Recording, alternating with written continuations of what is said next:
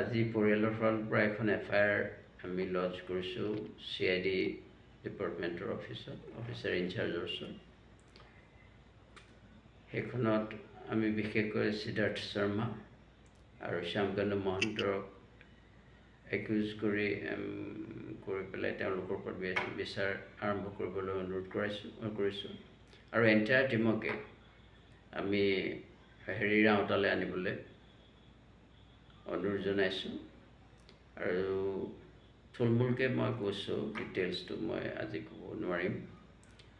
আৰু জুবিনৰ সম্পৰ্কে যিখিনি তথ্য পাতি বা ৰেকৰ্ডছ আছে, ডেটাজ আছে বা তাৰ মোবাইল ফোন সকলোখিনি পুলিচৰ আয়ত্তলৈ আনিবলৈ আমি অনুৰোধ জনাইছোঁ। এই বিষয়ে চমুকৈ ইমানেই ক'লোঁ।